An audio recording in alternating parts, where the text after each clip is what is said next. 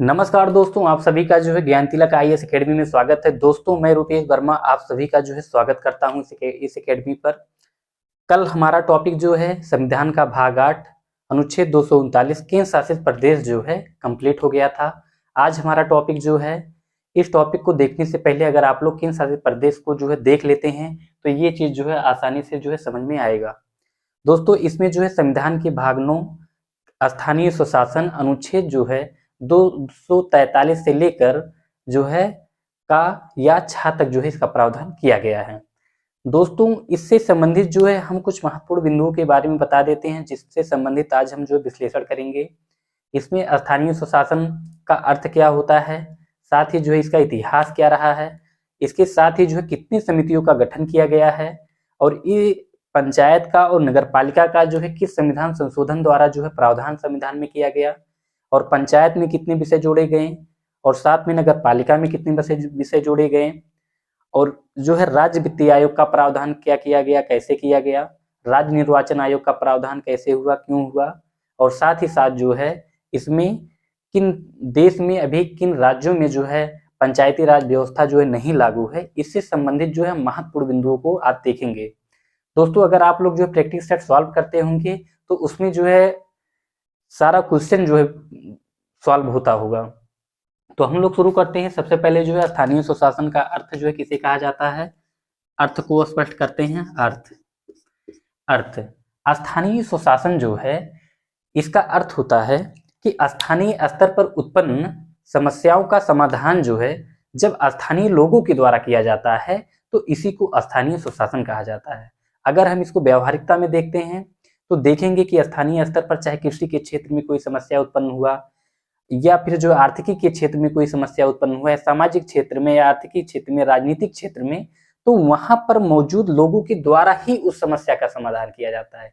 चाहे वहां का राजनेता होगा तब भी उसकी सहायता मदद करेगा, या वहां के जो ग्राम प्रधान होंगे उनके द्वारा मदद या सहयोग प्रदान किया जाता है, या वहां के जो उनके भाईचारे या उनका जो गांव होता है उनके द्वारा मदद किया जाता है। लेकिन अगर हम स्थानीय स्वशासन के अर्थ को जो है संवैधानिक भाषा में जो बताते हैं, जो प्रश्न पूछा गया है कि स्थानीय स्वशासन किसे कहा जाता है, लोकतांत्रिक विकेंद्रीकरण को ही जो है स्थानीय स्वशासन कहा जाता है। क्या है? लोकतांत्रिक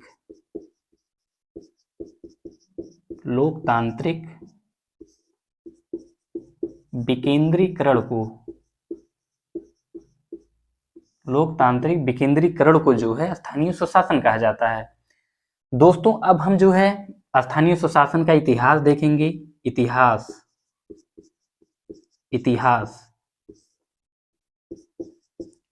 इसका इतिहास क्या रहा है। स्थानीय स्वशासन की जो जड़ें हैं वो प्राचीन है। क्या है? प्राचीन है। क्यों प्राचीन है? जैसे अगर ये प्रश्न आ रहा है कि स्थानीय स्वशासन की जो जड़ें हैं वो प्राचीन है, तो प्राचीन है तो कैसे प्राचीन है?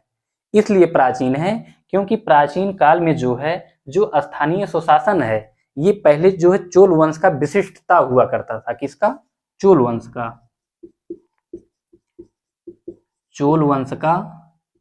विशिष्टता हुआ करता था। चोल वंश में भी स्थानीय स्वशासन पर जो है बल दिया जाता था प्राचीन काल में। लेकिन अगर दोस्तों हम लोग आधुनिक काल में आते हैं, किस काल में? आधुनिक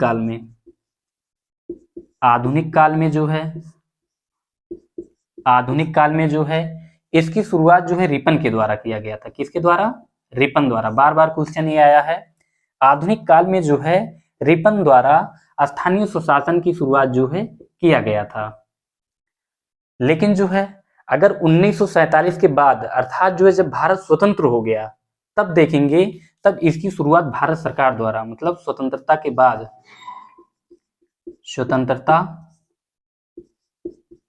1947 जब भारत स्वतंत्र हो गया तो जो है भारत सरकार द्वारा जो है, किसके द्वारा? भारत सरकार के द्वारा जो है स्थानीय स्वशासन को लागू करने का जो है प्रयास किया जाने लगा।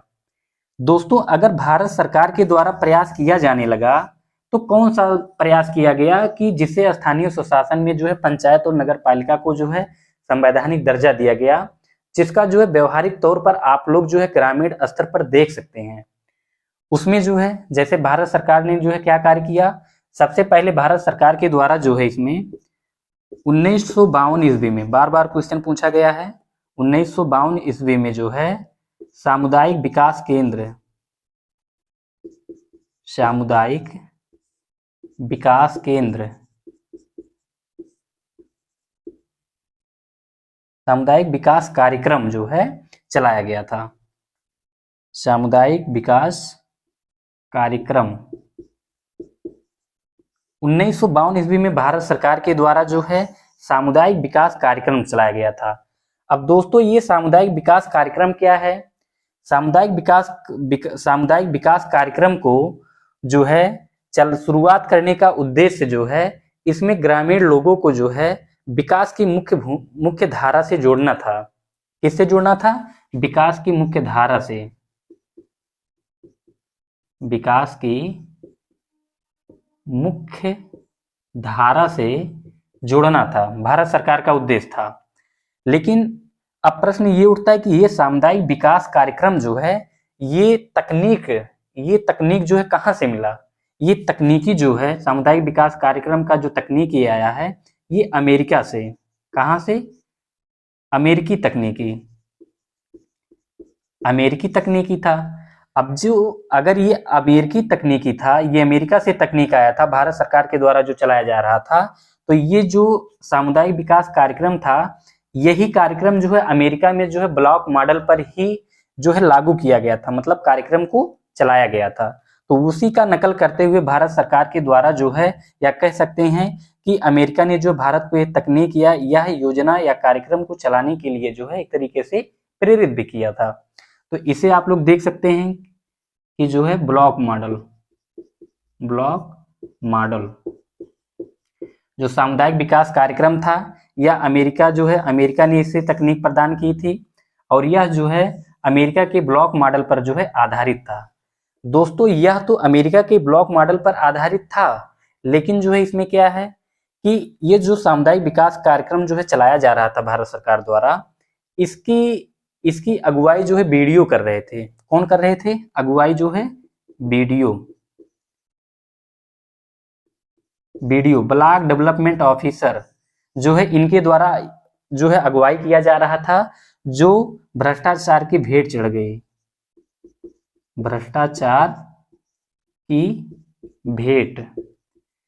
भ्रष्टाचार के कारण जो है यह जो सामुदायिक विकास क्रम चल रहा था यह असफल हो गया। जब ये असफल हो गया तो भारत सरकार के द्वारा जो है समय समय पर कई समितियों का गठन किया गया और उन समितियों में जो है पहली समिति है जो है 1957 ईस्वी में जो है इसमें बलवंत राय मेहता समिति का गठन किया गया था। हम लोग जो है समितियां देख लेते हैं, अगर इसको देख लिए हैं तो समितियां, भारत सरकार द्वारा समय समय पर गठित समितियां,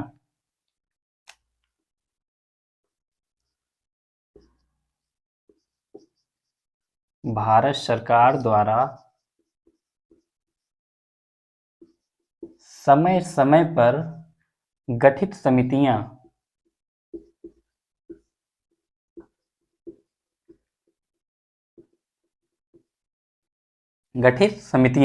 तो दोस्तों इसमें जो है पहला समिति है,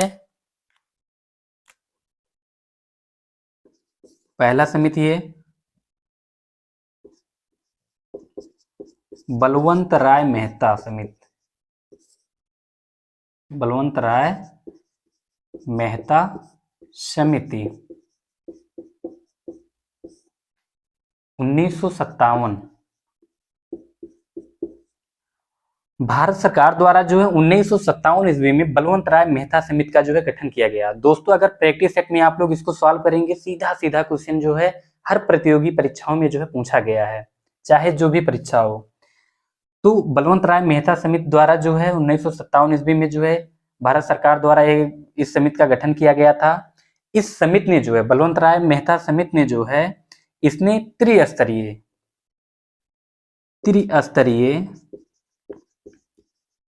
मतलब इस समिति ने अपनी सिफारिश में जो है भारत सरकार से कहा कि आप त्रिस्तरीय जो है लोकतांत्रिक विकेंद्रीकरण का गठन करिए, त्रिस्तरीय लोकतांत्रिक लोकतांत्रिक विकेंद्रीकरण विकेंद्रीकरण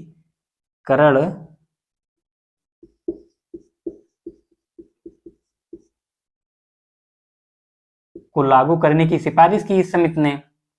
बलवंत राय मेहता समिति ने जो है त्रिस्तरीय लोकतांत्रिक विकेंद्रीकरण को लागू करने की जो है भारत सरकार से सिफारिश की। तो इस त्रिस्तरीय में जो है क्या था, इसमें जो है ग्राम पंचायत,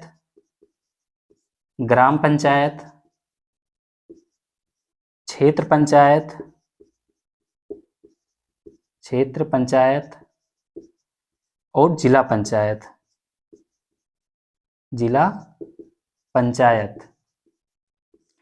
त्रिस्तरीय में जो है। अब इसमें जो है ग्राम पंचायत में जो है कौन होता है, इसमें जो है प्रधान होते हैं। इसमें जो है जो त्रिस्तरीय की बात किया गया था, इसमें जो है ग्राम स्तर, क्षेत्र स्तर और जिला स्तर, तो जिसमें जो है ग्राम स्तर पर जो है ग्राम पंचायत, क्षेत्र स्तर पर क्षेत्र पंचायत, जिला स्तर पर जो है जिला पंचायत। तो इसमें जो है गांव में जो है जो आप लोग देखते होंगे जो प्रधान होते हैं, ये क्या है, ये ग्राम स्तर पर जो है यहाँ प्रधान होते हैं। क्षेत्र स्तर पर जो है यहाँ पर देखेंगे ब्लॉक प्रमुख होते हैं और या बीडीसी जो लोग होते हैं, और जिला स्तर पर देखेंगे जिला पंचायत या जो है जो लोग जिला पंचायत अध्यक्ष होते हैं इसके अंतर्गत। तो दोस्तों जो है इसके बाद यहां तक तो ये कंप्लीट हुआ, लेकिन इसके बाद इस समिति के द्वारा जो है इसमें ये भी कह दिया गया, इसकी शुरुआत जो है जैसे देख लेते हैं इसको हम थोड़ा, इसकी शुरुआत जो है इसकी शुरुआत जो है ये जो त्रिस्तरीय लोकतांत्रिक विकेंद्रीकरण था, जब सरकार के द्वारा जो है इसे लागू करने के लिए कहा गया, तो इस और ये भी विचार सारा जो है तीनों विचार जो है दिया गया इस समिति के द्वारा। तो इससे सबसे पहले जो है 2 अक्टूबर, कब, 2 अक्टूबर 1959 ईस्वी को राजस्थान के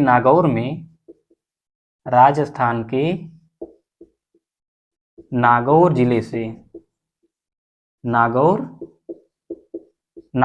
से जो है इसे सबसे पहले लागू किया गया। इस त्रिस्तरीय लोकतांत्रिक विकेंद्रीकरण को जो है इसे सबसे पहले कहां से जो है देश में 2 अक्टूबर 1959 को राजस्थान के नागौर जिले से जो है इसे जो है लागू किया गया। अब यहां से लागू होने के बाद जो है ये आंध्र प्रदेश में लागू किया गया। दूसरे स्थान पे कहां, आंध्र प्रदेश में जो है लागू किया गया। लेकिन दोस्तों जो है जैसे यहाँ पर राजस्थान का नागौर जिला में लागू किया गया और साथ में जो है आंध्र प्रदेश में लागू किया गया, साथ में देश के जो है और कई राज्यों ने, कई जिलों ने जो है इस स्थानीय स्वशासन को जो है अपनाया। लेकिन इनमें से कई राज्य या कई जिले जो है ऐसे भी थे जिन्होंने जो है इस स्थानीय स्वशासन या पंचायत या नगर पालिका का जो प्रावधान किया गया था या सरकार द्वारा जो इस समिति द्वारा सुझाव दिया गया था, इसे लागू नहीं किया गया। लेकिन इसमें प्रश्न ये उठता है कि अगर जिस जिला के द्वारा, जिस राज्य के द्वारा जो है यह लागू ही किया गया, तो वहां पर आखिर ये क्यों विफल हो गया, क्यों असफल हो गया। दोस्तों इसका कारण ये था कि जो है राजस्थान के नागौर जिले में जब इसे लागू किया गया या आंध्र प्रदेश में जो है इसे लागू किया गया, तो यहाँ पर जो है पंचायतों का चुनाव नियमित नहीं कराया गया। जैसे देखते होंगे प्रधानी चुनाव जो है अपनी ग्राम सभा में प्रत्येक 5 वर्ष के अंतराल पर जो है किया जाता है। लेकिन स्टार्टिंग में क्या था कि यहाँ पर तो अनेक राज्यों ने लागू कर दिया, लेकिन जो है सरकार के द्वारा यहाँ पर नियमित जो है चुनाव नहीं कराए गए। यहाँ पर वित्तीय मतलब जो है वित्तीय सुदृढ़ता जो है नहीं प्रदान किया गया, मतलब एक तरीके से वित्तीय अस्थिरता या वित्तीय समस्या उत्पन्न हो गई थी, जिसके कारण जो है यह जो त्रिस्तरीय विचार जो है दिया गया था ये असफल हो गया। जब ये असफल हो गया तो इसके बाद जो है दूसरे समिति का गठन जो है किया गया। 1978 ईस्वी में जो है अशोक मेहता समिति का गठन किया गया। अशोक मेहता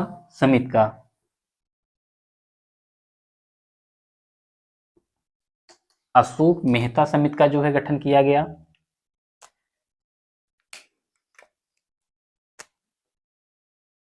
दूसरा समिति जो है 1978 में जो है अशोक मेहता समिति, अशोक मेहता समिति। दोस्तों बार बार क्वेश्चन जो है परीक्षाओं में ये भी पूछा गया है कि 1978 में जो है किस समिति का जो है गठन किया गया था। या स्थानीय स्वशासन से संबंधित जो है 4 विकल्प दे देगा, उसमें एक अशोक मेहता समिति को डाल देगा और 3 जो विकल्प रहेंगे वो अदर रहेंगे। तो जिसमें आपको जो है अगर आप जानते रहेंगे तो ही आप जो है इसको सही आंसर लगा सकते हैं। तो अशोक मेहता समिति दोस्तों, जब सरकार द्वारा अशोक मेहता समिति का जो है गठन किया गया था तो इसमें जो है अशोक मेहता समिति ने अपनी सिफारिश में कहा कि सभी गांवों को मिलाकर जो है एक पंचायत मंडल का जो है निर्माण किया जाए। इसने क्या कहा, सभी गांवों को जो है मिला दिया जाए, सभी गांवों को मिलाकर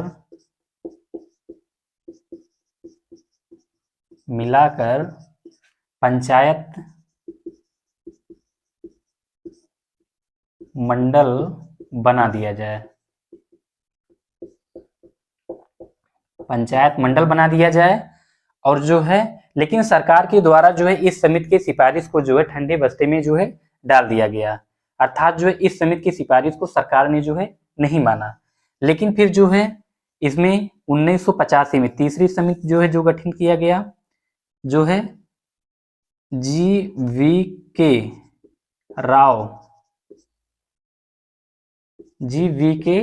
राव समिति का जो है गठन किया गया। बार बार क्वेश्चन दोस्तों ये आया है, मोस्ट इंपॉर्टेंट जितने भी कंसेप्ट हैं, जितने भी कंटेंट है महत्वपूर्ण, सभी जो है हम इससे संबंधित जो है आप लोग को देंगे। बस आप लोग जो वीडियो में जो है बने रहिए और अधिक से अधिक जो है वीडियो को शेयर करिए दोस्तों, और चैनल को सब्सक्राइब करिए। तो दोस्तों जो है जी.वी.के. राव समिति का जो है गठन किया गया, और यह जो समिति का गठन किया गया था भारत सरकार द्वारा, वास्तव में जो है ये किससे संबंधित था, ये जो है गरीबी, बेरोजगारी, गरीबी हो गया, बेरोजगारी उन्मूलन कार्यक्रम। वास्तव में जो है ये जो समिति का गठन किया गया था ये गरीबी, बेरोजगारी और उन्मूलन कार्यक्रम से जो है संबंधित था। इस समिति ने जो है अपनी सिफारिश में कहा सरकार से, अगर ग्रामीण स्तर पर जो है मतलब अगर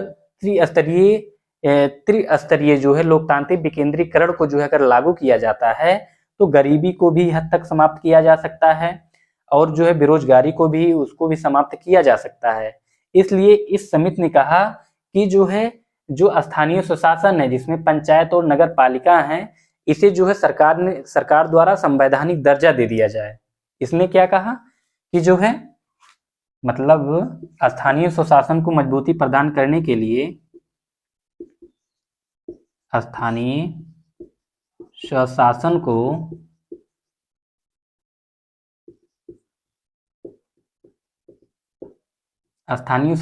को मजबूती प्रदान करने के लिए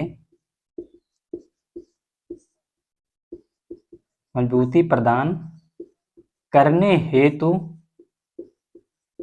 हेतु जो है इसमें जो है क्या किया गया, सरकार द्वारा जो है मतलब इस समिति द्वारा सिफारिश किया गया कि इसे संवैधानिक दर्जा दे दिया जाए, संवैधानिक दर्जा देने की जो है बात की गई।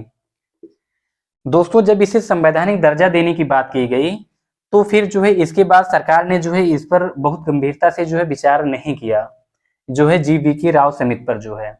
लेकिन जो है जी.वी.के. राव समिति ने जो है इसको मजबूती और प्रदान करने के लिए जो है एक तरीके से जो है चौथी समिति का जो है गठन किया गया था, लक्ष्मीमल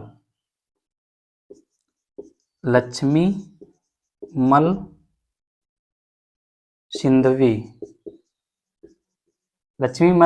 समिति का गठन किया गया। इस समिति ने भी जो है त्रिस्तरीय लोकतांत्रिक विकेंद्रीकरण को जो है संवैधानिक दर्जा देने की जो है मांग की थी इस समिति ने भी। और फिर 5वीं समिति का जो गठन किया गया था ये जो है 1989 ईस्वी में थुंगन समिति का गठन किया गया था, थुंगन समिति। दोस्तों लक्ष्मीमल सिंघवी समिति की सिफारिश को जो है सरकार ने भी जो एक तरीके से ठंडे बस्ते में डाल दिया था, बहुत गहनता से विचार विमर्श नहीं किया था। लेकिन जब 1989 में जो है थुंगन समिति का गठन किया गया तो इस समिति की सिफारिश पर जो है पंचायतों को संवैधानिक दर्जा दे दिया गया। इस समिति की जो है सिफारिश पर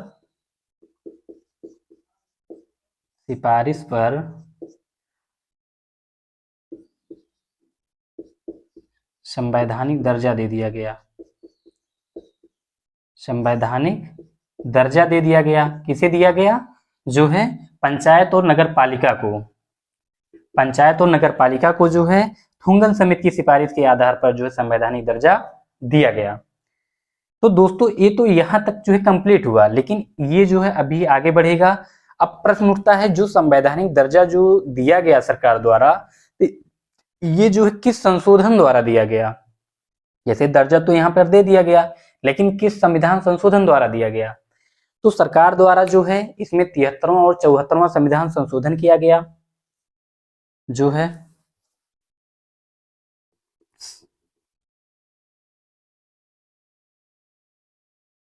73वां और 74वां संविधान संशोधन।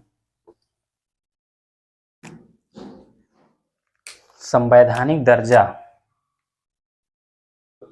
संवैधानिक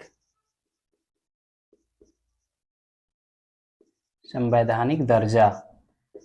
अब इसमें जो है हम लोग देखते हैं कि सरकार द्वारा जो है इसमें 73वां और जो है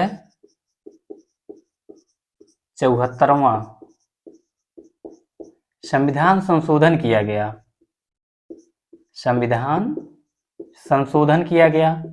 दोस्तों ये भी क्वेश्चन बार बार पूछा गया है कि जो है पंचायतों को, नगर पालिका को किस संविधान संशोधन द्वारा जो है संवैधानिक दर्जा सरकार द्वारा जो है दिया गया था। तो 73वें और 74वें संविधान संशोधन द्वारा जो है ये दर्जा दिया गया था।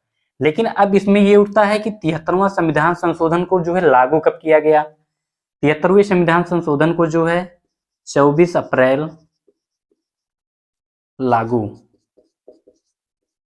24 अप्रैल लागू तो दोनों को एक साथ किया गया था। इसमें जो संवैधानिक दर्जा दिया गया था उसे जो है 24 अप्रैल 1993 को, 24 अप्रैल 1993 को जो है पंचायत को जो है दर्जा दिया गया था। और फिर जो है 74वें संविधान संशोधन के द्वारा 1 जून 1993 को जो है नगर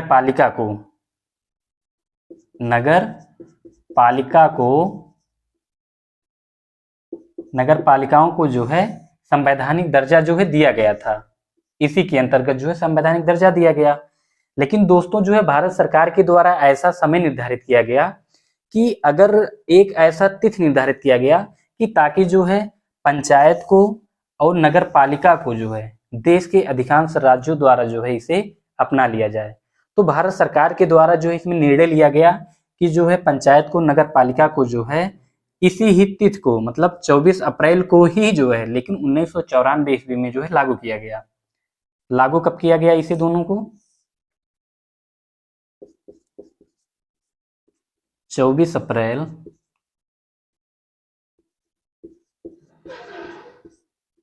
1994 ईस्वी में। 24 अप्रैल 1994 ईस्वी में जो है इसे पूरे देश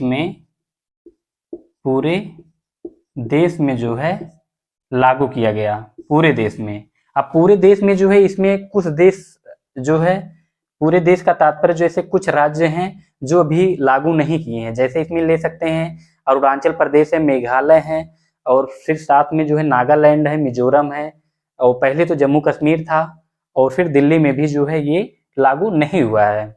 इसका ट्रिक भी हम आप लोग को बताएंगे। खैर जो है इसको हटा देते हैं पूरे देश।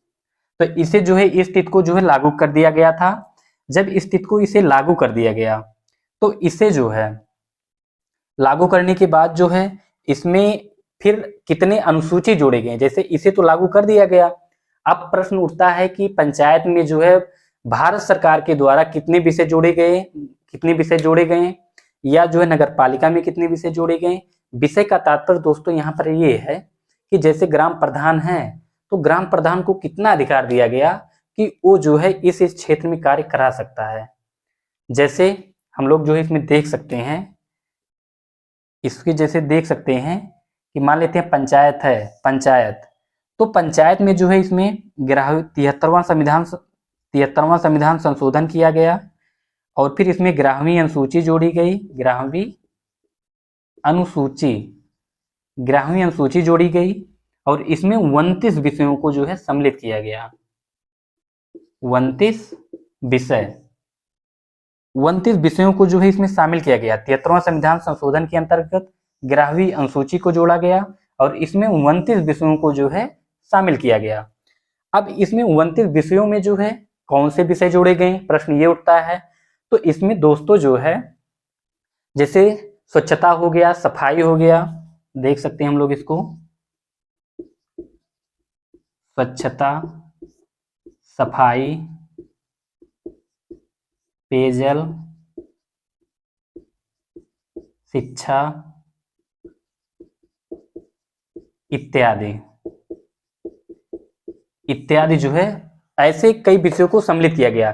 फिलहाल आप लोग व्यवहारिक तौर पर जो है अपने क्षेत्र में जो है ग्राम प्रधान को भी देख सकते हैं कि जो है मनरेगा जैसे कार्यक्रम अगर चलाया जा रहा है तो उन्हीं के द्वारा जो है, जॉब कार्ड अगर बनाया जा रहा है तो प्रधान के द्वारा ही बनाया जा रहा है, राशन कार्ड अगर बनाया जा रहा है तो कहीं न कहीं उनकी भूमिका, तहसील की भूमिका होती है। और जो है स्वच्छता या अगर शिक्षा के क्षेत्र में देखेंगे तो मिड डे मील जो कार्यक्रम चल रहा है या जो सर्व शिक्षा अभियान चल रहा है, इसमें भी जो है काफी योगदान रहता है। लेकिन आज के भी समय में ऐसा भी है कि अपना ही लाभ देखने के लिए अपने ही घर से जो है सारे काम कर लिए जाते हैं और प्रधान द्वारा जो है सारा फंड बटोर लिया जाता है। तो कुछ ऐसे अपवाद स्वरूप हैं, सब नहीं है। खैर ये विषय जो है इसके अंतर्गत शामिल किए गए हैं। तो इसके बाद जो है दोस्तों अब ये आता है, ये तो हमारा पंचायत हो गया, पंचायत से संबंधित ये ऐसा किया गया। लेकिन अगर हम नगर पालिका में देखते हैं, नगर पालिका को जो है 74वां संविधान संशोधन किया गया। इसमें 74वां संविधान संशोधन किया गया और साथ ही साथ जो है इसमें 12वीं अनुसूची जोड़ी गई, 12वीं अनुसूची जोड़ी गई और इसमें जो है 18 विषय को शामिल किया गया। कितने? 18 विषय को शामिल किया गया। अब दोस्तों जैसे इसमें भी 18 विषय, अब ऐसा तो है नहीं कि स्वच्छता की जरूरत नगर पालिका में जो है नहीं पड़ेगा, या सफाई की जरूरत जो है नहीं पड़ेगा, या पेयजल की जरूरत नहीं पड़ेगा, शिक्षा की जरूरत नहीं पड़ेगा, सड़क की जरूरत नहीं पड़ेगा, पुलिस की जरूरत नहीं पड़ेगा, वहाँ की कृषि पर जो है कुछ जो है वहाँ की जरूरत नहीं पड़ेगा। तो ऐसी दशाओं में जो ग्रामीण स्तर पर हो सकते हैं, कुछ विशेष चीजों को छोड़कर, एक दो अपवाद स्वरूप छोड़कर, और वही विषयों को जो है उससे संबंधित कुछ विषयों को जो है, जैसे सीवर का निर्माण हो गया। अब देख रहे होंगे वर्तमान में जो है जैसे पेयजल है तो ग्राम प्रधानों के द्वारा जो है वहां पर क्या किया जा रहा है, भारत सरकार के द्वारा हर घर जो है जल परियोजना के तहत क्या पहुंचाया जा रहा है, पाइप के माध्यम से जो है जल पहुंचाने का जो है कार्यक्रम चल रहा है। तो इसमें भी वही चीज है, स्वच्छता है, स्वच्छता है, सफाई है, और फिर जो है पेयजल, और फिर जो है शिक्षा को शामिल किया गया है, और इत्यादि ये चीज हुआ। तो दोस्तों जो है ये चीज जो है यहाँ तक हमारा विषय तक जो है कंप्लीट हुआ। लेकिन इसके बाद अब हम देखते हैं कि पंचायत में जो है और नगर पालिका में जो है इसमें आरक्षण की बात को देखते हैं। आरक्षण देखते हैं कि इसमें जो है महिलाओं के लिए कितना आरक्षण दिया गया, SC ST को कितना आरक्षण दिया गया, और OBC को जो है कितना आरक्षण जो है दिया गया। तो अब हमारा इसमें हेडिंग होगा जो है नगर पालिका या स्थानीय स्वशासन में, या नगर पालिका या पंचायत में जो है दिया जाने वाला आरक्षण।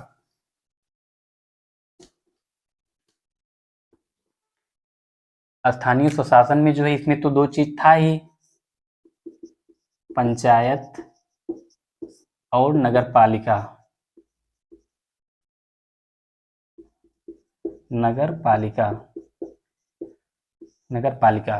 तो ये चीज जो है, तो दोस्तों अगर आप लोग जो है सीरियस होकर जो है पढ़ाई करेंगे तो एक एक टॉपिक हम कवर करते हुए चल रहे हैं, तो आपका जो है बड़े ही आसानी से कंप्लीट हो सकता है। कुछ लोग बोलते हैं कि लॉन्ग वीडियो में जो है बोरियस महसूस होता है। अरे भाई, बोरियस कैसे महसूस होता है? आपका पढ़ाई में मन नहीं लग रहा है, बोरियस महसूस हो रहा है।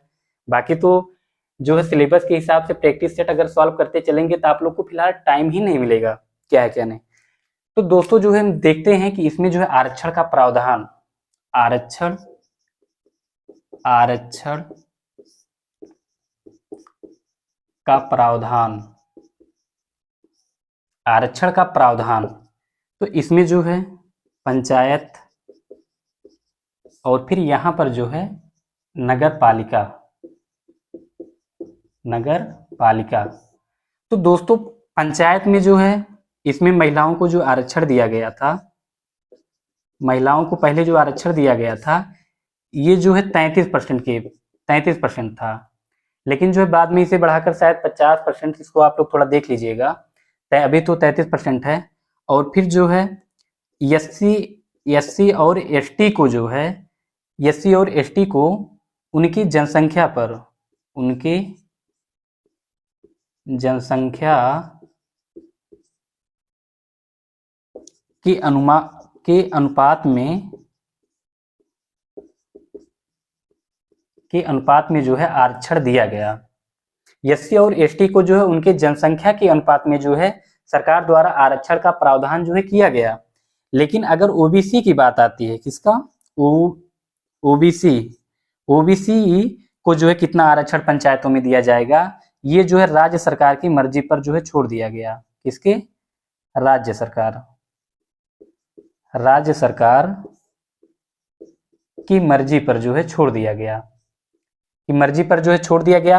वर्तमान में जो है आप लोग देख रहे होंगे कि नगर निकाय का जो है चुनाव होने वाला है, जिसमें हाई कोर्ट के द्वारा जो है ये आदेश दिया गया, राज्य सरकार को फटकार लगाया गया कि जो है ओबीसी को जो है आरक्षण, ओबीसी का जो आरक्षण है नगरीय निकाय चुनाव में, उसको जो है समाप्त किया जाए।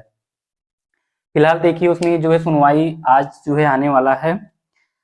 और ओबीसी को जो है राज्य की मर्जी के आधार पर, ये राज्य की मर्जी शब्द जो यहाँ पे आया है दोस्तों, जो स्थानीय स्वशासन से संबंधित कानून का निर्माण भारत सरकार द्वारा किया गया था।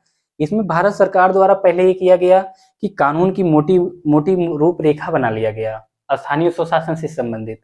फिर उसका विस्तार करने के लिए जो है यहाँ पर राज्य सरकारों के ऊपर जो है छोड़ दिया गया कि राज्य जो है वो अपने मन के हिसाब से जो है इसे लागू कर सकते हैं, इसमें विस्तार कर सकते हैं, जो भी परिवर्तन करना चाहते हैं वो अपने इच्छानुरूप जो है कर सकते हैं। तो इसी अनुसार जो है इसमें कहा गया है कि ओबीसी को आरक्षण जो है ये राज्य सरकार की मर्जी पर छोड़ दिया गया है। लेकिन अगर हम नगर पालिका में देखते हैं, इसमें जो है जो महिलाएं हैं, महिलाओं का जो आरक्षण है, महिलाओं को जो है ये 33% पहले आरक्षण दिया जाता था, अब तो 50% जो है कर दिया गया है। लेकिन जो है और फिर इसके बाद जो है यहाँ पर भी एससी और एसटी को जो है उनकी जनसंख्या में, मतलब जो है यही चीज उनकी जनसंख्या के अनुसार, जनसंख्या के अनुपात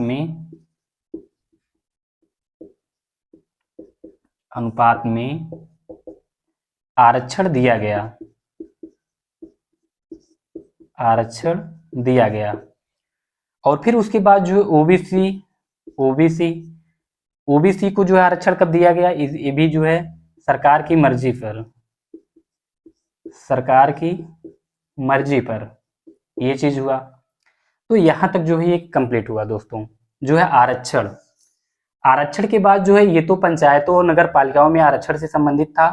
अब आरक्षण के बाद जो हम देखेंगे कि क्या पंचायत में जो है वित्तीय समस्या को, वित्तीय समस्या के समाधान हेतु जो है राज्य वित्तीय आयोग का गठन किया गया, राज्य वित्तीय आयोग का गठन। अब इसमें जो हम लोग ये देखेंगे जैसे निर्वाचन आयोग हो गया, राज्य वित्तीय आयोग हो गया।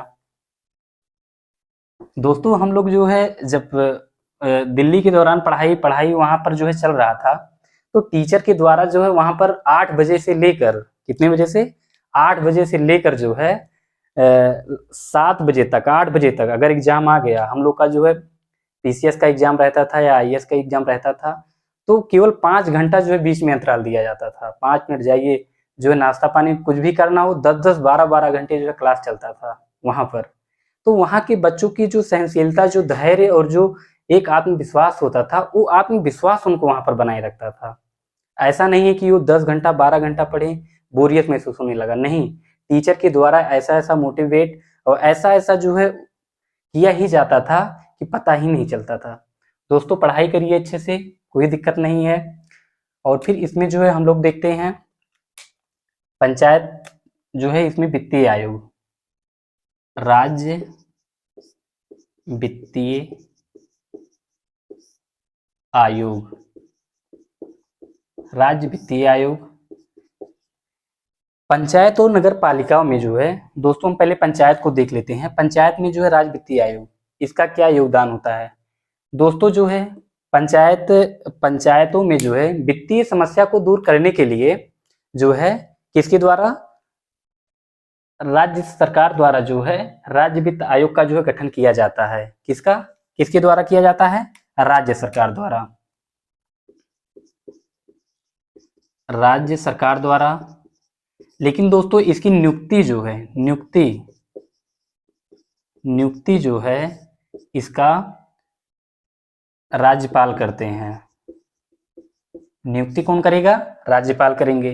राज्य वित्त आयोग की नियुक्ति जो है राज्यपाल करते हैं, और ये जो नियुक्ति का प्रावधान है, ये 5 वर्ष का अंतराल होना चाहिए। 5 वर्ष के अंतराल पर जो है किया जाता है। अर्थात कहने का मतलब जो है इनका जो कार्यकाल होता है वो 5 वर्ष होता है, और 5 वर्ष के बाद जो है राज्यपाल द्वारा दूसरे वित्त को जो है वित्तीय आयोग का गठन किया जाएगा। और फिर दोस्तों जो है ये जो राज्य वित्तीय आयोग होगा, ये जो है केंद्रीय वित्तीय आयोग से स्वतंत्र होगा। केंद्रीय वित्तीय आयोग से स्वतंत्र,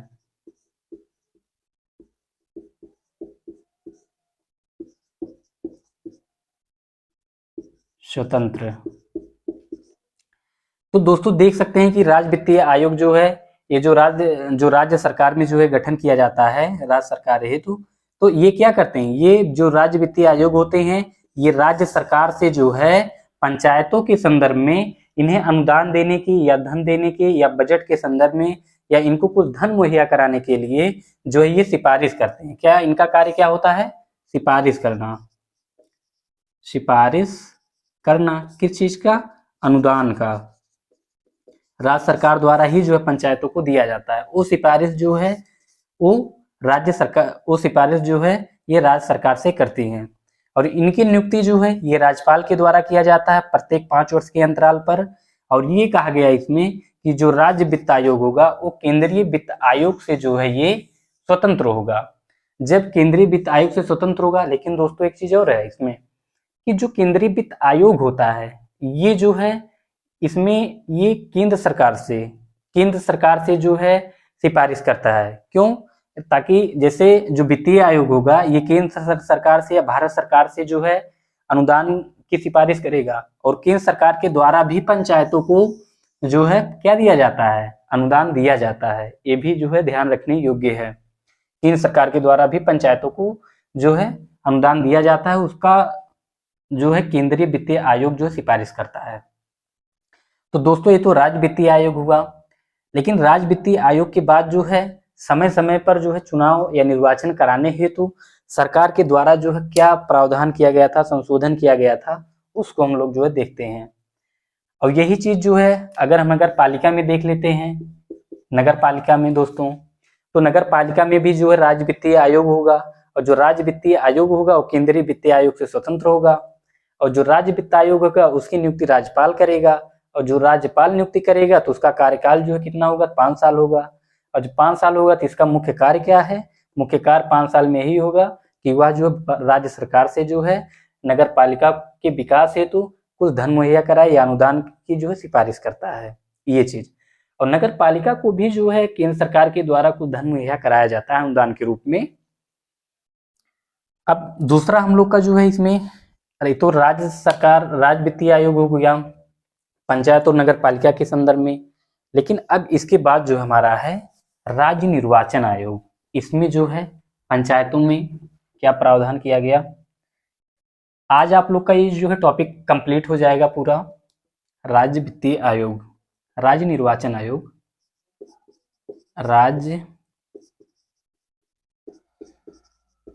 राज्य निर्वाचन आयोग,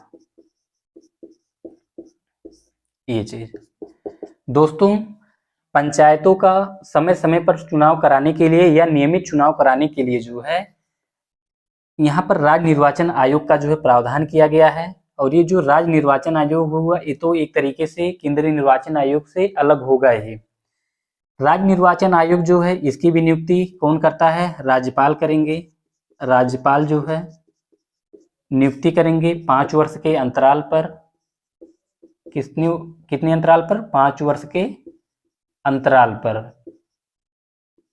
इनका कार्यकाल जो होगा ये 5 वर्ष होगा और राज्यपाल जो है इनको नियुक्त करेगा। और इनका कार्य क्या होगा, इनका कार्य ये होगा कि पंचायतों का चुनाव जो है नियमित रूप से कराएं, 5 वर्ष के अंतराल पर नियमित चुनाव कराना, नियमित चुनाव कराना, नियमित चुनाव कराना। साथ ही जो है चुनाव जो है उसका नियंत्रण, निर्देशन और संचालन जो किया जाता है पंचायतों का, वो जो है राज्य निर्वाचन आयोग के द्वारा ही किया जाता है।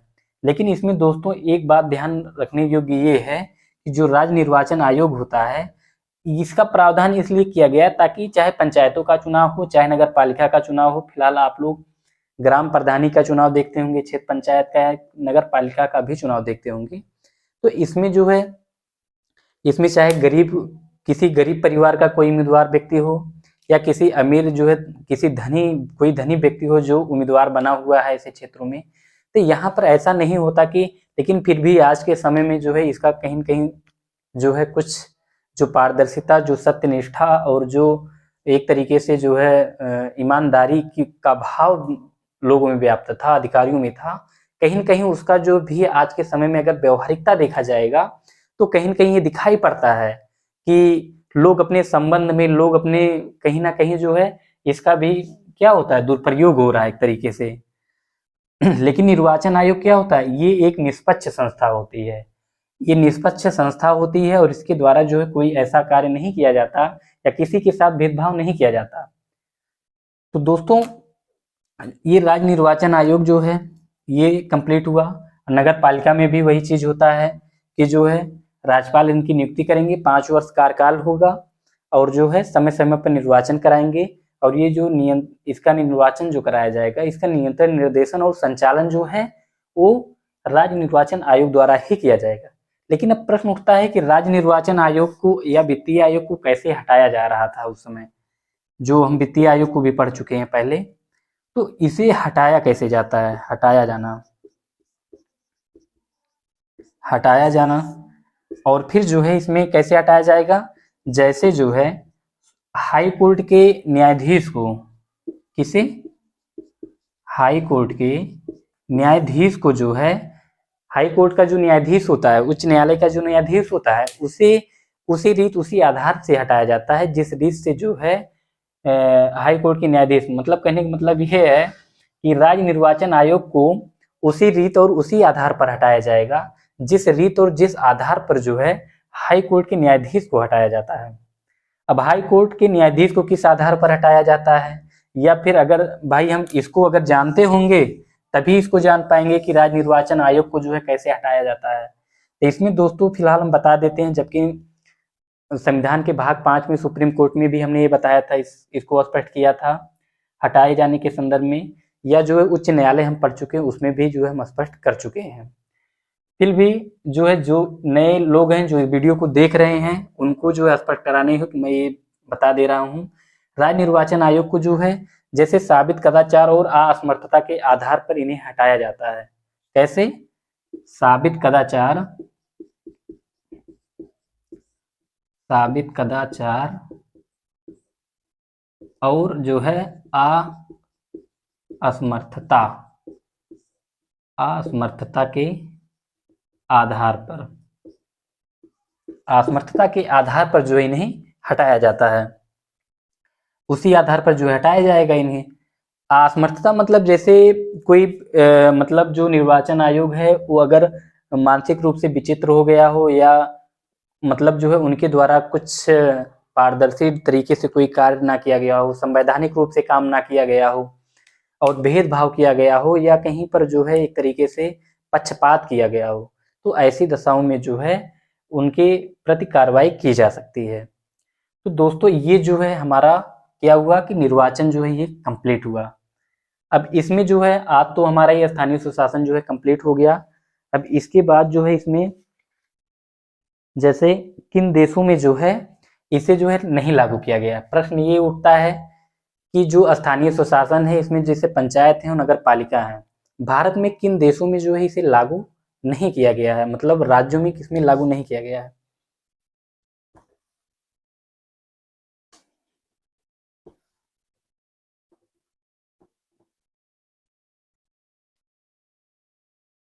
पंचायत, इसका हम ट्रिक बता देते हैं। ट्रिक ट्रिक जो है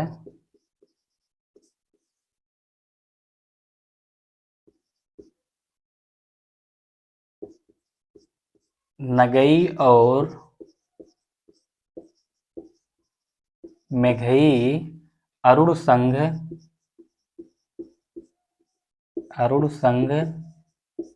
दिल्ली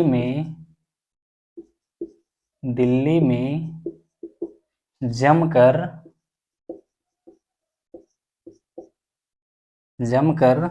मजा कर रहे हैं, मजा कर रहे हैं। दोस्तों देखिए, नगई और मेघई और अरुण और संग दिल्ली और ये जम्मू कश्मीर और मजा मतलब मिजोरम। इसमें देख सकते हैं नगई का मतलब जो है नागालैंड हो गया, नागालैंड, और फिर जो है मेघई का मतलब मेघालय हो गया, मेघालय हो गया। अरुण का मतलब जो है अरुणाचल प्रदेश हो गया, अरुणाचल प्रदेश हो गया। और फिर जो है ये दिल्ली हो गया, दिल्ली। और साथ में जो है इधर जम्मू कश्मीर, अब तो जम्मू कश्मीर को जो है एक केंद्र शासित प्रदेश बन गया है और 370 भी हट गया है। जम्मू कश्मीर और इधर जो है मिजोरम, मजा मतलब मिजोरम, मिजोरम। दोस्तों देख सकते हैं कि नागालैंड हो गया, मेघालय हो गया, अरुणाचल प्रदेश हो गया, दिल्ली हो गया, जम्मू कश्मीर हो गया और जो है मिजोरम, जो है यहाँ पर जो है पंचायतों को भी लागू नहीं किया गया है। इसमें ट्रिक क्या है, नगई और मेघई अरुण के संघ जो है दिल्ली में जमकर मजाक कर रहे हैं। वैसे नगई और मेघई जो है अरुण के संघ दिल्ली में जमकर मजा कर रहे हैं। तो दोस्तों ये जो है आप लोग का आज स्थानीय सुशासन जो है पूरा सिलेबस के हिसाब से जो है कंप्लीट हुआ। दोस्तों वीडियो जो है अच्छी लगे तो प्लीज़ वीडियो को जो है लाइक करिए, चैनल को सब्सक्राइब करिए और अधिक से अधिक जो है शेयर करिए। धन्यवाद।